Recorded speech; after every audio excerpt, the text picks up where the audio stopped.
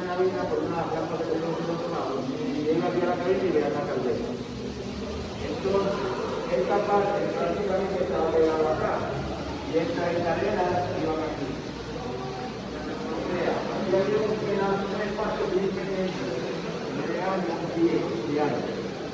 Por aquí se subía el maquinista, que era el ingeniero que conducía la máquina. Y del otro lado se subía el fogonero, que era el que echaba el carbón con su pala dentro de la caldera. Solamente había 2 empleados aquí en la cabina. En aquella época existía otro empleado en el tren, y le llamaban el conductor. El conductor hoy en día es el que conduce el carro. En aquella época el conductor no conducía nada. Él solamente se llamaba conductor. ¿Cuál era el trabajo de él? Estar pendiente a todos los vagones de droga, de pasajeros, de correos, de mercancías, todo eso. Y él era el que te ponchaba el boleto del tren. Ese era el trabajo del conductor en aquella época. ¿Era uno solo? Sí, eran 3, eran 2 aquí y 1 allá atrás. En el caso de si había un vagón de correo, el mismo vagón de correo tenía su propio conductor aparte. No pertenecía a la compañía, pertenecía al correo. Y ese era, pero ese no salía de ahí. No salía de ese vagón, ese era el trabajo de él. Era uno nada más que estaba allá atrás, pendiente a todo. Entonces, por acá tenemos una foto de una gemela, el mismo modelo. Aquí también por el de la familia de cada quien. Se tomaba una foto que tenía el año del 1921, un número de serie y hacían un catálogo para poderse de los clientes. Las llaves que vemos aquí, las manijas, todas son de aquí de la cabina. La última etapa puso la caldera. Esto ya era el combustible Bunker C. Bunker C lo usa la autoridad eléctrica para la turbina. Entonces, por acá tenemos estas dos de aquí. Son ellas en el parque de las cavernas de Río Camuy cuando nosotros la probamos. Ella estuvo allá en campo. Obviamente allá arriba en la montaña, donde está el parque. Por allá nunca pasó el tren. Ella fue a parar allá en los años 80 cuando abrieron el parque para ponerla en civil, porque obviamente el gobierno la tenía guardada en un almacén. La llevó a Camuy, la puso en civil allá, pero por allá arriba no corrió nunca el tren. Estuvo desde los años 80 hasta el 2016 allá en Camuy, y en el 16 nos lo fuimos a buscar. Obviamente estaba así, y la parte de atrás tenía todos sus boquetes. Ese fue un intento de repararla, pero ya no se quedó en intento, nunca. Perfecto, van a tocar 4 picos, 2 de centrales y 2 de recto. Van a sonar bastante duro, no se me asusten.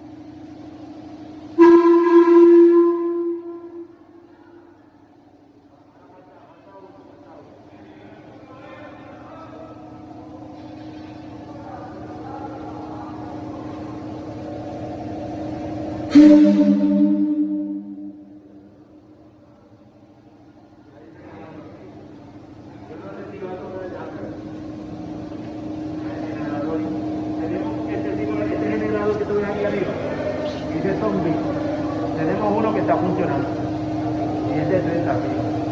Tiene más de 61 años sin usar.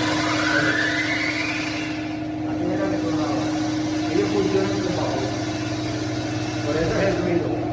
Acá nosotros estamos probando con un tanque de aire. Pero ellos sonaban así. Entonces continuamos acá. Tenemos estas llaves, estas herramientas de aquí. Con estas se construyó la vía del tren. En aquella época no existían las grúas, todo era manual. La pieza principal, el metro, esta era la medida estándar, no podía fallar porque ya estaba ajustado a esa misma. lo cogías, la ponías en el piso, unían los dos rieles de cada lado, ya era 1 metro. No había que hacerle ajustes ni nada de eso, esa era la medida. Cogían clavos, aguantaban los rieles en esa posición, movían estos varios metros para allá, ponían otra vez, ponían los clavos para aguantar los rieles y seguían así. Todo esto se construyó manualmente. Las pinzas estas para cargar el riel de metal. El mínimo de largo 30 pies y el máximo 60. 30 pies, 5 pinzas de estas con 10 empleados para cargar 30 pies de esto. La cargaban todo el mundo y lo ponían donde iba. Estas de acá para la traviesa, las maderas de abajo. 2 empleados. La pinchaban y la jalaban y la ponían donde iba. Todo en aquella época era manual, todo. Y en aquella época se comía bien, porque para levantar este tipo de material que es pesado, la gente dice, pero la gente de antes era pobre, pero comían bien, comían mejor que nosotros. Ellos no tenían diabetes, no tenían alta presión, no tenían nada de eso. Nosotros comemos pizza o soja hamburger y tenemos diabetes, tenemos alta presión, padecemos de otro. O sea que antes las preocupaciones no existían, eso es hoy en día. En aquella época solamente ellos pensaban en trabajar y buscar dinero para la familia. Acá tenemos un gato de los que se usaron para levantar el tren, la locomotora. Esto es en forma de tornillo. Tú le metes una barra por el boquetito y empiezas a darle vuelta y él sube. Todo era manual. Este es el más chiquito que tenemos en el museo. Hay unos más grandes que son como así de grandes y parece como si fuera una boca en la parte de abajo. Estos son diferentes, no son de tornillo, son de los más modernos. Aquí tenemos una campana original de tren, así de grandes son ellas. Entonces, por acá, toda esta pared que vemos aquí, estas herramientas pertenecieron a la Central Mercedita de Ponce. Todas son en acero y todas tienen más de 100 años. Yo le pregunto a la gente, cómprate una herramienta hoy en día a ver si te va a durar 100 años. Lo primero que va a pasar es, el enchape plateado se le va a caer y le va a salir el mundo. Y muchas de ellas, específicamente las llaves que tú le tienes que dar con una rosquita, la rosquita se le va a dañar y vas a tener que botarla. Pues miren, esto eran las herramientas de antes, las llaves de antes. Estas que están aquí, todas se usan muy bien los trozos, todavía. Acá arriba tenemos 2 letreros de la estación de tren de Santa Rita de Guánica. Así eran los letreros antes de que llegaran los americanos, en las estaciones de tren. Este letrero se hacía en Francia, aquí tenemos el nombre de la compañía que lo hacía, Edgins en París, y al frente dice una palabra que conocemos hoy en día como correo electrónico, email. Obviamente en aquella época no existía el internet. ¿Qué sucede? Yo le explico a la gente que email significa en francés, enameling, es esmaltado, el proceso en que se hace el letrero. Sabemos entonces de dónde el americano sacó la palabra y no se la inventó. Él lo que le puso fue otro significado. Pero email significa enameling, ¿okay? Esmaltado. Pues estos letreros eran los que tenían las estaciones de tren. ¿Qué sucede? Llegaron los americanos, estos letreros, la mayoría de ellos desapareció. Los americanos los cambiaron por unas tablas que dicen el nombre del extranjero.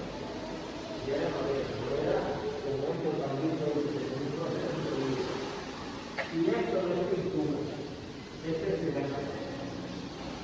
Por eso es que el proceso monetario. Yo pasaba la plaza aquí en el proceso y la cerámica que estaba era el polvo. Echaban el polvito y lo metían al otro. Había polvito que le cogía. O sea, era también, en aquella época, todos los procesos eran sencillos, nada es complicado como hoy en día. Todo era sencillo, y algo de lógica si tú lo vienes a ver. Bien sencillo la construcción. Entonces tenemos acá la pared, la segunda parte de la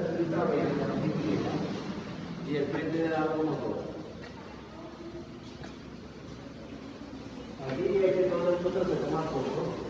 Obviamente alguna gente se va aquí hasta la rampa, hacia la esquina, y Y parece que está corriendo al frente de la estación.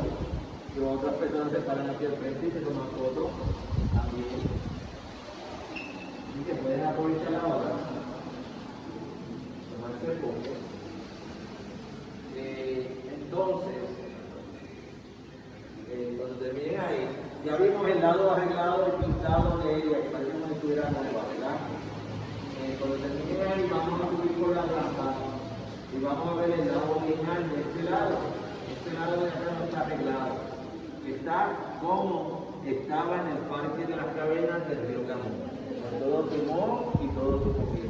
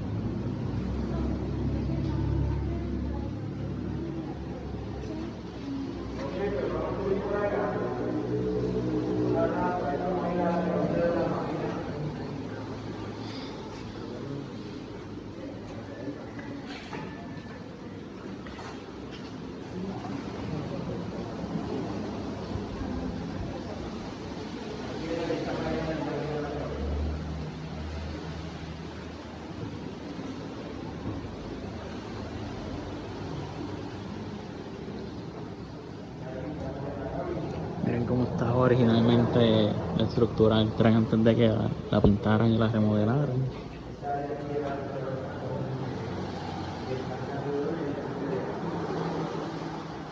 Entonces, aquí tenemos la palanca de velocidad, ella solamente corría para adelante y para atrás. Cuando iban a arrancar, tenían que esperar a que subiera, medir el reloj de presión, que llegara a cierta presión en específico para poder arrancar. Esta palanca comenzaba allá al frente, antes de arrancar. El maquinista que estaba de este lado, jalaba la palanca de los frenos y lo quitaba. La máquina empezaba a moverse lentamente. Cuando se movía el último vagón de atrás, él venía y movía esta palanca un poco para atrás. Y ella aceleraba. ¿Veis? Ella aceleraba. Cuando llegaba a otros minutos en esa otra velocidad, volvía el maquinista y lo movía más para atrás. Y ella aceleraba otra vez. Cuando llegaba aquí al medio, ya iba a la velocidad máxima, que eran 25 millas. Ella corría entre 15 mínimo y 25 máximo. ¿Qué sucede? Aquí la gente que viene a anunciar, específicamente los muchachos, me dicen 25 millas no es nada. Digo, no es nada hoy en día que tú puedes tapón y boquete en la cara. Pero ella iba solita por los hielos, no había tapón, y no había boquete porque ella estaba corriendo por encima de los hielos. O sea que ella iba zafada a 25 millas, jalando 10 vagones atrás. ¿Ok? Entonces, si por casualidad alguno de esos vagones se desconectaba del tren, ella se ponía más liviana y aceleraba sola. Aumentaba la velocidad, se pasaba a los 25. Cuando eso pasaba, el maquinista tenía que poner el freno porque no podía dejar que se pasara. Si se pasaba eso, se salía de los ritmos, se descarrilaba. Los motores en Puerto Rico se usaban para fuerza, no para velocidad. En los periódicos salieron mucha gente quejándose, obviamente que se mostraban en el tren diciendo que el tren iba muy lento en aquella época. Yo les digo a la gente, sí, lo que pasa es que ellos estaban allá atrás en lo último. Si ellos llegan a estar al frente de la máquina, que el viento le da, yo te voy a contar otra historia, para ver si iba lento. Pues nada, aquí los empleados, el maquinista aquí en una silla y allá otra silla para el fogonero. Entonces, aquí había una compuerta y allá otra. Ellos lo abrían y entraba aire por aquí y por allá. Existía el sunroof en los trenes, no solamente en los carros hoy en día. Entraba aire también por ahí. La ventana esta se abría hasta la mitad y entraba aire por aquí y aire por acá. O sea que nadie se estaba chicharrando. Es otra de las cosas que también la gente me pregunta, que hacía calor. Obviamente, cuando tú abrías la compuesta, seguro que iba a salir el caliente en lo que echaban el carbón y volvían y ¡pam! Cerraban la compuesta. Pero aquí mayormente todos ellos iban fresquecitos, recibiendo aire de todos lados. Y iban sentados. O sea que iban tranquilitos conduciendo la motora. En esta parte aquí tenemos esta palanca que es la del pito. Tú solamente lo levantabas y el pito estaba sonando. El pito funcionaba con vapor. Entonces, de este lado estaba la campana y acá el fogonero la tocaba. La campana tenía una soga.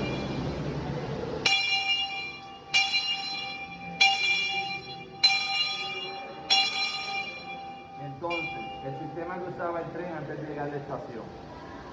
Están a 3 millas de distancia de la estación. Tocaban primero el pito se veía más lejos. El tren corría por los valles y la costa, nunca por la montaña. Ok, cuando el tren está a 1 kilómetro de la estación, tocaban la campana. Así el jefe de estación la escuchaba y sabía que el tren venía y se le informaba a todos los pasajeros de la estación. Cojan maleta en mano, el transbordo son 3 minutos y no se me vayan para la tienda a última hora porque se van a quedar a pie. Obviamente, si la gente se quedaba a pie, tenían que cambiar el boleto luego y esperar varias horas en lo que venía el otro. O sea que era pérdida de tiempo. Ir a la tienda era pérdida de tiempo, porque ya llevabas varias horas esperando ese que llegó y no lo cogiste, tenías que esperar otra vez. Y la culpa había sido tuya, no es del tren. Porque el tren llegó exactamente a la hora que llegó. Varío dependiendo de dónde tú ibas. Si tú ibas, vamos a poner en San Juan, el tren salía de la segunda el itinerario San Juan City. Tú veas, existía San Juan City. San Juan City a San Juan Station, que era la estación más grande de San Juan, se tardaba 7 minutos en llegar. Estaban en el mismo pueblo. Pero obviamente parece que la ruta que tenía para llegar a la estación era bien larga o tenía algún tipo de curva o algo. Ahora, salía de la estación de San Juan de San Juan prácticamente se hacían los itinerarios. Y también se hacían los itinerarios saliendo de Ponce para San Juan. O sea que variaba. Dependiendo del pueblo donde tú te parabas, era el precio del boleto. En el caso, nosotros tenemos un boleto que dice Santurce-Barceloneta. Santurce-Barceloneta, el tren se tardaba 1 hora y 58 minutos en llegar a Barceloneta de Santurce. El costo, 50 centavos. ¿Ok? Entonces, dependiendo también de la época, ¿no? Porque al principio todo era súper barato en el tren. Luego con los años porque aumentaron los precios. Lo más caro de San Juan a Ponce era prácticamente 4 pesos o un poquito más de $4. En aquella época eso es un montón de chavos, porque con 5 chavos tú desayunabas en aquella época. Así que te puedes imaginar, eso solamente era para la gente rica en aquella época. La gente rica que viajaba en primera clase, que los asientos tenían cojín, porque la mayoría de ellos, tercera y tercera clase, no tenían cojín, eran madera. Tenías que sentarte todo ese viaje en madera, ya tú sabes cómo iba a llegar. Y obviamente, según pasaban los años, también los vagones empezaron a mejorar. La calidad de los vagones, la calidad de la electricidad de los vagones, todo eso durante los años cambió. Obviamente, según llegaba la tecnología, pues seguíamos necesitando eso. Pues entonces vamos a bajar por aquí.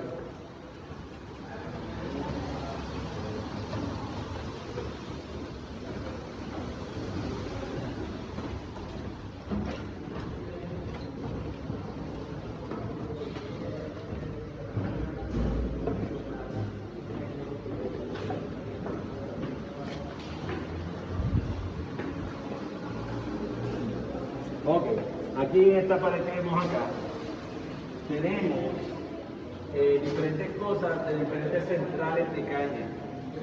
Primero que todo, el letrero este que está aquí en la esquina de cruce, Central Victoria de Carolina. Este lo conseguimos aquí en Puerto Rico con un coleccionista, que lo tenía guardado en un almacén. Esta área aquí del medio, con todos estos relojes, Central Cambalache de Arecibo. Los relojes son los que se usaban en los tachos. Los tachos en las centrales es una olla gigantesca en metal donde se calienta el jugo de caña. El jugo de caña se pone espeso, se vuelve melaza y luego pasaba a otro proceso de cristalización y se convertía en azúcar. Toda la azúcar procesada era morena, no era blanca. El proceso de ponerla blanca viene luego, cuando se le echan otros químicos y la ponen blanca. Pero yo les digo a las personas que la azúcar morena era la pura, la original. Hoy en día la blanca viene siendo la alterada. ¿Okay? Muchos de los nutrientes se perdieron cuando cambió a blanca. Eso es un detalle que nadie lo cuenta, pero es la realidad. Entonces, esta área de aquí, todo era de la central meserita de Ponce. Esto no lo tuve el gobierno central para el museo. También tenemos las luces son las de los pasillos de la central, con excepción de las bombillas LED que no existían en esa época. Esta que prendía apaga era una alarma y esta alarma obviamente está dañada. Esta alarma estaba en los tachos acá. Eso brega con presión. Se parte una manga en una tubería, esto empieza a sonar y los empleados salen de esta área para que lo arreglen. Entonces la gente se manda en esta parte. El timbre que vemos aquí en el medio, el de la escuela, el mismo, se usaba para lo mismo, entrada, salida y refuerzo. La sirena de abajo, es el único ruido que hace porque está dañado. Entonces, el bulto amarillo es el bulto original de la central. Aquí llevaban la nómina para pagarle a los empleados. Muchas personas que vienen aquí al museo, específicamente las señoras, me preguntan que si yo lo chequeé antes de ponerle en la página. Y yo digo, sí señora, yo lo abrí, chequeé las esquinas donde el dinero se queda pillado, pero no tiene nada, está limpiecito. Y ella esperaba que hubiera echado ahí, estaba equivocada. Entonces, los cachos de los empleados eran en metal. Esto yo lo usaba, se le cayó al piso, se dobló un poquito, pero él lo siguió usando. Hoy en día te ponen el capacete amarillo, se te cayó al piso y se partió. Tienes que ir ese mismo día a comprarte uno nuevo. ¿Por qué? Porque si no mañana no trabajas, por seguridad. Y además de eso, cada 5 años lo tienes que cambiar obligado por ley. Así que te puedes imaginar, en el tiempo de antes las cosas duraban, hoy en día no. Allá arriba tenemos una plancha de metal que se usaba para poner el nombre de las centrales de los sacos de azúcar. En aquella época no existían los sprays aerosol, todo era con brocha y pintura a mano. O sea, ellos ponían la plancha en el saco y le pasaban una brocha y pintaban el nombre de la central en los sacos de azúcar. Entonces, por acá tenemos la locomotora de la central meserita de Ponce, la última que había en la central meserita, estaba guardada en el taller. Cuando nosotros la fuimos a ver la primera vez, tenía los 2 motores diésel y los motores eléctricos que son los que mueven las ruedas. Cuando nos las entregaron, no tenía los motores diésel y tampoco tenía los motores eléctricos. Ella corre 20 millas máximo. Si se pasa de esas millas, se sale, se descarrila de los rieles. Ellas mayormente se usaban para fuerza, no para velocidad. Y ellas podían jalar 20 vagones de caña suavecitos. Este tipo de locomotora. Entonces por acá tenemos la que nos mostramos algunos de nosotros. Ya es de gasolina y no hay que hacer fuerza. 4 empleados también, 2 de este lado y 2 del otro lado. Uno de ellos conducía el carrito. Este carrito no usaba batería. Un carrito sencillo. Prendía con una manija. Usa el encaje en el motor, empiezas a darle vuelta y lo prende. Viene siendo hoy en día la potadora de grano. Exactamente el mismo mecanismo. Obviamente con el tiempo entonces la incluyeron la batería y prendía con un botón o una llave, como los carros. Allá en la pared tenemos el proceso de la caña. al principio cuando se siembra la caña, cuando se cosecha la caña que se recorta, los transportes, primero fueron las carretas, luego el tren y por último los troces, que fueron los que transportaron la caña. Acá tenemos fotos de diferentes centrales que hubieron en Puerto Rico. Acá el producto final, los sacos de azúcar. Todos estos son originales de diferentes centrales. Tenemos el azulito de la central Mercedita de Ponce, el Starlight de la esquina, Central Roy de Yabucoa, Lluvenas arriba, Central San Francisco de Guayanilla y el Royal Christian de la Central Igualdad de Mayagüez. De la Central Igualdad de Mayagüez solamente queda la chimenea, que se ve desde la carretera número 2, cuando tú cruzas el puente de Añán, que es el de metal por donde pasaba el tren. De ahí todavía queda obviamente la chimenea. Y allá tenemos uno de los pisos que sonamos. Este es el más viejo que tenemos en el museo, 1865, y este es de 2 sonidos. Y es obviamente cobre. Este de allá es bronce y es de un sonido. Y entonces abajo tenemos entre medio los 2 pequeños de locomotora, que fueron los que sonamos al principio. Y este es el generador que también oímos a lo último. Este generador prende esa bombillita, obviamente no completa, prende prácticamente puede decirse la mitad, porque lo que prende es la parte del medio. Ya vamos a mostrar para que lo vean. Okay.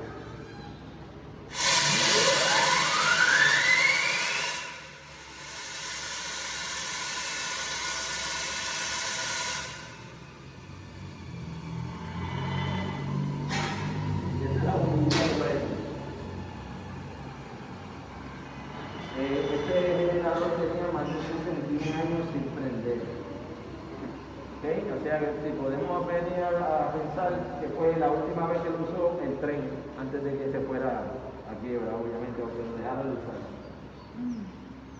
El tren llevaba 2 de ellos para alumbrar en los vagones de pasajeros, la luz de al frente de la locomotora, la luz de la cabina y una bombilla que alumbraba a donde estaba el salón. O sea que no alumbraban muchas bombillas, lo que pasa es que las bombillas de antes eran de menos voltios. Las de los pasajeros eran 12 voltios. 12 voltios son bombillas de Navidad. Ese tipo de bombillas es lo que había en los vagones de pasajeros. O sea que no alumbraban mucho en realidad. Era mejor dejarlos con el quinqué, que era lo primero que tenían. Pero la gente se quejó con la compañía de trenes, diciendo que por los quinqués todo se veía oscuro. Cuando pasaba por los trenes todo era oscuro, y obviamente era la noche. Pues se quejaron y la compañía se puso los 2 generadores y cambió la bombilla. De tarde para echarse para atrás, alumbraban menos las bombillas que quinqué. Esta es una de las noticias que yo me gusta decirla porque la ley me dio a reír. Porque yo sabía que la bombilla era de 12 voltios y obviamente ellos tenían 4 botones, porque aplicaba todo el tapón en realidad. Pero se quejaron, no que está puro, tal día, y no quiero ver que yo por la bombilla. Entonces acá tenemos el letrero de los últimos que hubo en Puerto Rico. Normalmente se usaban los botones grandes. Este de aquí era de la Secretaría de Ponce y también el gobierno no lo dio. O sea, nos dio por decir la mitad de por qué faltaba el letrero porque no lo dio. Faltó un letrero que va aquí abajo, amarillo por detrás negro. Aquí abajo hay unas luces que prendían apagadas, tampoco. La campana original era negra, tampoco no la dieron. Y el letrero de cruce original era rojo por letras amarillas, tampoco no lo dieron. O sea que nos dieron el palo pelado. Si venimos a ver, la mayoría de los letreros y las campanas no nos las dieron. Aquellos de arriba, nosotros los tuvimos que comprar en eBay, que es donde uno puede conseguir ese tipo de cosas hoy en día. ¿Okay? Y la campana también la arreglamos porque no estaba funcionando muy bien que la compramos.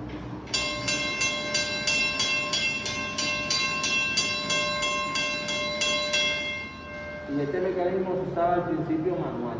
Luego fue que se hizo electrónico y una cabina que estaba a 100 pies por allá era el que activaba la campana y bajaba el brazo mecánico para los carros. Pero al principio esto era manual. Tenía que venir un empleado, tocar la campana y otro empleado bajar el brazo manual para los carros al principio. Y así era que funcionaban los trabajadores de la industria de la ferretería. Entonces vamos a pasar por acá, que tenemos varias exhibiciones y varias colecciones de dueños. Pero les quiero mostrar.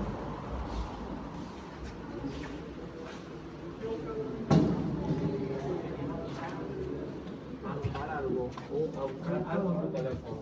Tú tienes los números de estas personas o algo de una colección. No, pues yo creo que... Pasen por ahí, no se preocupen.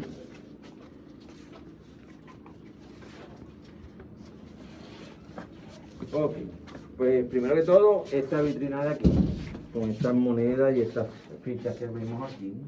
Aquí tenemos un sombrero de conductor de trolley original. Acá tenemos los botones del uniforme del conductor de trolley. Aquí tenemos un boleto original del tren. Este es el que yo te había dicho de Santurce a Barceloneta, 50 centavos primera clase. Es ese que está ahí. Ahora sí hace falta. Si tú lo dices, así mismo es. ¿La gasolina cómo está? El trolley estaría lleno como con 500 personas. Entonces, aquí tenemos esta placa. El fogonero que echa el carbón dentro de la caldera. El fogonero recibe esta placa, pero es después de varios años de haber estado en la compañía. Él originalmente empieza con una chapita como esta que está aquí, cuadradita, con el número. Eso era lo que identificaba, obviamente, a los trabajadores. ¿Sí? Entonces, ya cuando tenía esta placa, ya lleva varios años en la compañía. Obviamente lo subía, como dice uno, de rango. ¿Okay? Entonces, tenemos acá, estas tres de aquí son del tranvía de Mayagüez. Una de ellas dice playa, o sea que el tranvía te lleva hasta la playa, obviamente desde la plaza prácticamente, por la Méndez Vigo. Y las otras dos dicen medio pueblo y pueblo. Medio pueblo significa medio viaje. Y el pueblo decía era el viaje completo. Acá una moneda de 15 centavos por una carretada. Una carretada en aquella época era, hoy en día, el taxi. Tú le pagabas el de la carreta y el de la carreta te llevaba donde tú querías. Entonces, también tenemos por acá estas monedas de acá que son real, de la época española, de la línea férrea del oeste, que estuvo antes de que llegara el tren a Puerto Rico. Este señor, el dueño, Ramón Valdés, tenía una locomotora de vapor que salía de Cataño a Bayamón y tenía una lancha que salía del Viejo San Juan a Cataño, o sea que hoy viene siendo la lancha de Cataño. O sea, él fue el creador, si venimos a ver, de esa ruta. También tenemos estas de acá, son de trolley también. Son tres clasificaciones diferentes. Primero es estudiantes, pasajeros y empleados. ¿Okay? Estas son de los empleados de las centrales de caña, que tienen solamente un numerito. Le daban al empleado ese numerito, esa chapita, él la tenía en el cuello amarrada. Al fin de la semana él iba con eso al departamento de finanzas a cobrar la semana. Por el número, el que pagaba sabía el nombre y toda la información del empleado. ¿Okay? No es como hoy en día que tiene que llenar papeles. Pues ya ellos se sabían por el número del empleado, cómo era él, y dónde trabajaba y todo. Todavía. Todavía, pero hoy en día son barcodes que te ponen. Entonces, tenemos un documento original con la firma de Ramón Valdés, el creador de la línea férrea del oeste. Aquí tenemos dos reportes anuales de una compañía de trolley. Obviamente en el reporte salen el dinero que ganaron en el año, los pasajes, la gente que transportó, los accidentes, todo tipo de información que sucedió en el año en la compañía. Y por acá, en esa otra vitrina, tenemos la maqueta de la estación de San Juan, la más grande que hubo en Puerto Rico. Este edificio es una réplica de una estación de Francia. ¿Ok? Así mismito. En forma de L y la torre en el medio del reloj. Este reloj medía alrededor de 2,5 metros de alto. Significa que se veía desde lejos el reloj. Este edificio icónico, histórico, lo derribaron en 1967 para hacer hoy en día una réplica en cemento. Así mismito, en forma de L es el edificio que está ahora. No tiene la torre, obviamente, de reloj. Sí tiene un reloj, pero es bien pequeño. Si mide más de un pie de alto es mucho. O sea que para verlo tienes que estar pegado al edificio, contrario a este que podías verlo de lejos. Este edificio viene siendo el parking de Covadonga en el viejo San Juan, que está al frente de las lanchas de Cataño. Y entonces, como pueden ver, era de 3 pisos. Los 2 pisos de arriba eran mayormente oficinas. Entonces, hoy en día el edificio tiene 3 pisos también. Entonces tiene en el área donde está la torre, lo que hay ahí, tú entras y hay unas escaleras que te llevan a los pisos de arriba. Y tiene una foto de esta estación, ahí mismito, recordando que ahí estuvo ella, la original. Ajá. Y entonces, entonces también es la parada de las guaguas de la AMA. Ahí es que la guagua de la AMA es el terminal de San Juan. Y ahí también para las guaguas de la AMA. Bueno, solo para aclarar, si tiene dos, ¿te acuerdas? Ah, ok. Tiene una torre. Tiene la torre, sí, pero no, obviamente sí, es del mismo, más o menos del mismo alto. Si venimos a ver, sí, sí, Son más pequeñitos, pero sí, más o menos del mismo alto. Y entonces, también allá tenemos las maquetas de las estaciones de Isabela, la primera y la segunda. Y acá tenemos una colección de clavitos que se usaban en las traviesas. Cada vez que cambiaban una, le ponían un clavito y el número que tiene arriba es el año en que la pusieron. ¿Ok? Esta es la colección del dueño, que él ha ido poco a poco, obviamente, juntando ahí. Acá tenemos los clavos de vía, este que está enchapado en oro y el otro que está al lado. Esos son los que aguantan los rieles en las traviesas, en las maderas. Grande, heavy. Sí, eran de las gordas. Y acá tenemos los vagoncitos rojos. Eso fue una donación de un señor que vino. Son juguetes del tiempo de antes. Ya no existen, ya no se hacen, porque son obviamente bien difíciles. Además de eso, el vagoncito por dentro está hueco. Solamente tiene la forma de afuera del vagón. No es como algunos juguetes que tienen la forma afuera, pero adentro también tienen el plástico, los asientos y eso, como los Tonka. Ya son Así, ya eso, no. Es más, ya los Tonka ya ese tipo no sale tampoco. Los que salen en las versiones nuevas. eso también. Y entonces, por acá tenemos obviamente la biblioteca de nosotros, donde hacemos las investigaciones de nosotros. Acá. Y acá en esta oficina tenemos una colección de vajillas de la compañía Caribe China, bien famosa en la época. Ellos le vendían este tipo de vajillas, este tipo de tazas de café a los hoteles y a los restaurantes. Mucha gente que yo traigo aquí que ven la vajilla, mucha gente me dice, mira, yo tengo la del gobierno, con el logo del gobierno, o yo tengo el tacito azul con el diseño, o la taza de café de color tal, o la taza de crema para echarle el café. Cuando ellos me empiezan a decir, ¿verdad?, todo lo que tienen en sus casas, yo les pregunto que si los tienen guardados en el chinero. El chinero, mucha gente, ellos dicen que sí, se echan a reír. Obviamente los jóvenes son pocos los que saben que es un chinero. Y yo les doy la explicación. El chinero es la caja fuerte de tu abuela. Así. Ahí era que se guardaba la mejor vajilla de la casa.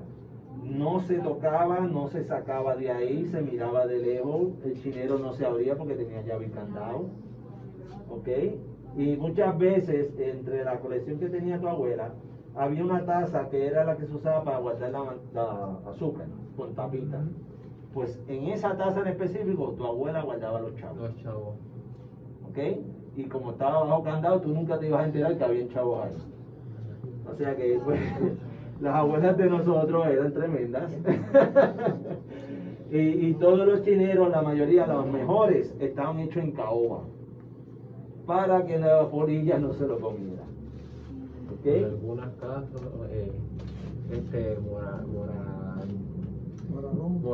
Moralón también. Sí. Que tengo un pedazo de un chinero de esos en casa. Entonces la gente se empieza a entusiasmar, obviamente, recordando todo ese tipo de cosas, y empiezan a decirme nombres de diferentes muebles de la época. El primero que me dicen es el chiforobe.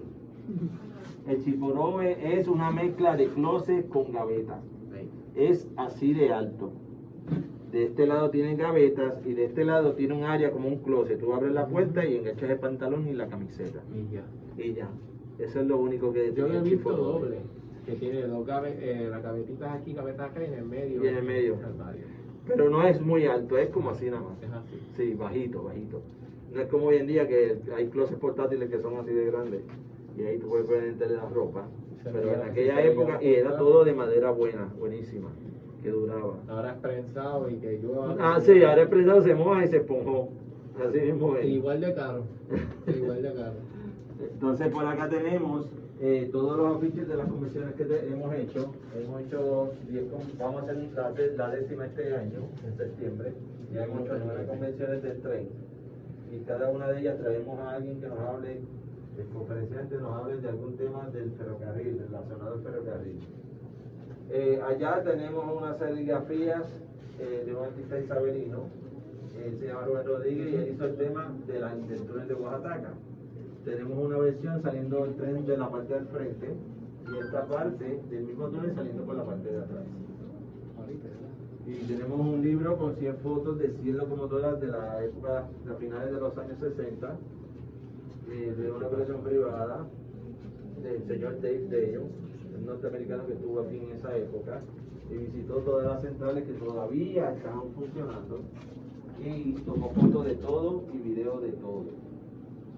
Y además de eso, obviamente, todo lo que tenemos aquí en la tiendita, los refrescos y eso, tenemos los sombreros de maquinista, tenemos clavos de la traviesa, aquí quedan algunos, obviamente magnetos, bookmarks, llaveros y obviamente las pirografías, los pirograbados relacionadas al tren. Muy bonitos que son. Y tengo que traer más. Entonces, pues ya no nos queda mucho tiempo. Nos da break para ver el video. Nos da break.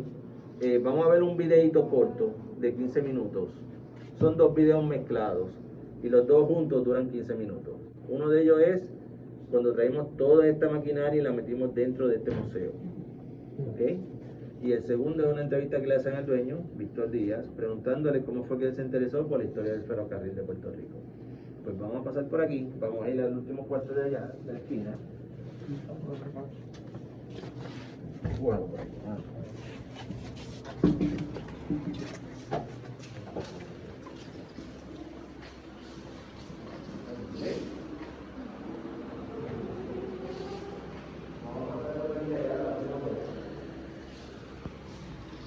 Gente, esta fue la aventura en el Museo del Tren. Yo voy a cortar el video aquí porque vamos a ver una película ahora, pero si quieren tener la experiencia completa les recomiendo que visiten el Museo del Tren aquí en el pueblo de Isabela. Es espectacular.